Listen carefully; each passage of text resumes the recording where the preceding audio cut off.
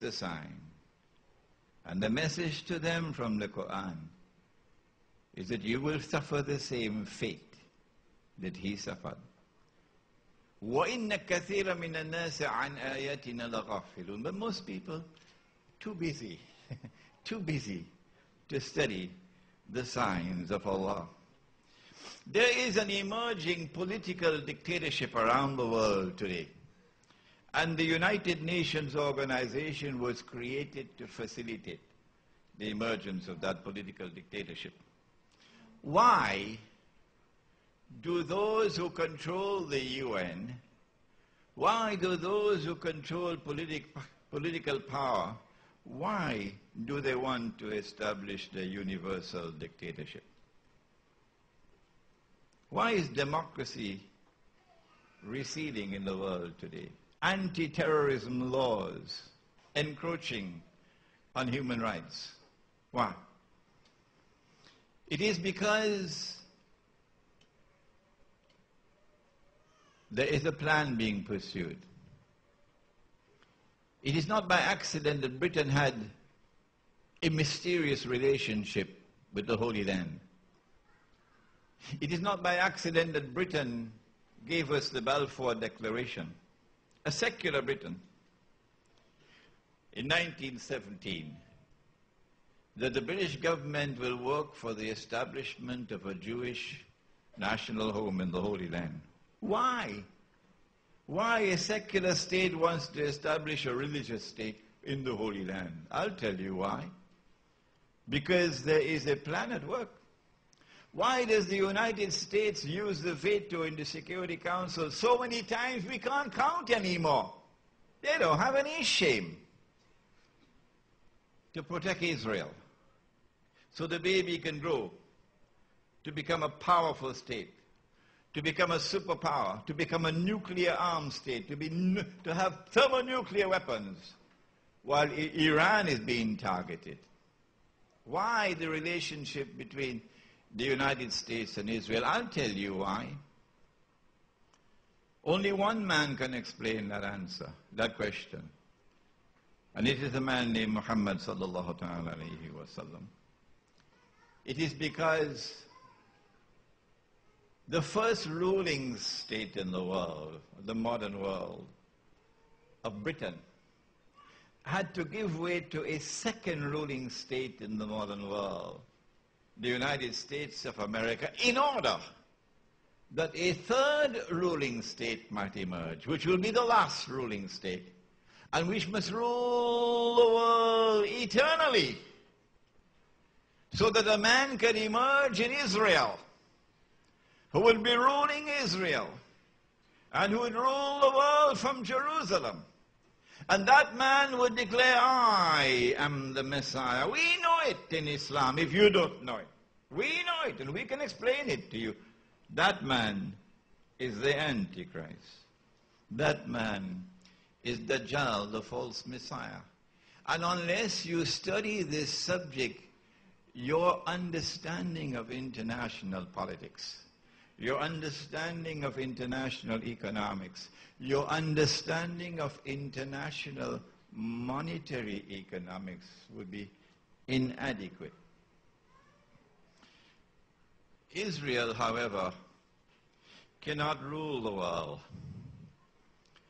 until Israel wages a big war, and the territory of the state were to expand dramatically to encompass the biblical frontiers, the false biblical frontiers, of course, from the river of Egypt to the river Euphrates. Israel cannot wage that big war so long as Pakistan has nuclear weapons. And so all the maneuverings on the chessboard in Pakistan and in northwestern Pakistan and in Afghanistan does not fool us. We know what's your target. We know that your target is to destroy Pakistan's nuclear plants, destroy Pakistan's nuclear weapons, and remove Pakistan from the nuclear club.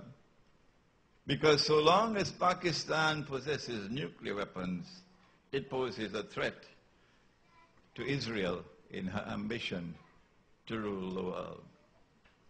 Similar is the case with Iran and its missile capacity. If this is the political scenario towards which we are moving in the world, what is the economic linkages with that political scenario, this political analysis? In order for Britain to become a ruling state, Britain had, among other things, Britain had to control money in the world. It was not by accident, but rather by design, that the Bank of England emerged in 1697, I think, and began issuing the first paper currencies. And these paper currencies were supposed to be redeemable. That is, you could take it to the bank and get the gold. And then, of course, if I did it, they'd lock me up and throw me in jail. You issue more paper than you have gold. You create money out of nothing. And then when the people realize that, there's a run on the bank and the whole thing collapses and people are ripped off. It happened at the end of the 17th century. And the same thing has been repeating and repeating and repeating again and again and again and again. When the Bretton Woods Accord emerged in 1944, it was just a more sophisticated arrangement for precisely the same scam. By 1971, Bretton Woods had collapsed so that the scam could move forward. The US dollar is the only currency in the world which was redeemable in gold at $35 an ounce.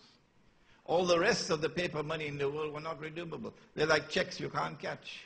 You could only change one check for another at a fixed exchange rate. But then in 1971, when Charles de Gaulle intervened in the matter, Bretton Woods collapsed. Richard Nixon declared, we gave our word, we don't have to keep our word. And he reneged on his treaty obligations under Bretton Woods and the Articles of Agreement of the International Monetary Fund. And so since 1971, it's just paper. You take a piece of paper, you're not going to believe me. You take a piece of paper, since 71, you print a picture on it, you put a number on it, and you say, abracadabra. And you assign an entirely fictitious value to it.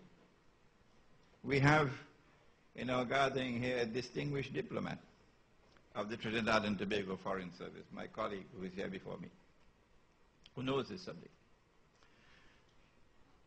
This is playing God to create wealth out of nothing. And one day they'll have to stand before Allah and answer to Him. Because the only way you can create wealth out of nothing, by assigning this fictitious value to the piece of paper, is that when someone takes that paper, uses it, boy, you have any more US dollars? Come in. The more you accept that money, the more you are made to accept it, because you can't sell oil other than in US dollars. You can't trade. You can't travel. You need hard currency. Ours is soft, you know. That keeps their paper alive. So they can print and print and print and print paper. And the Saudis just keep on sending and sending and sending the oil. That's playing God. But that's not the only part of the scam through which they maintain their power and their control. It's not just military power. It's more than that.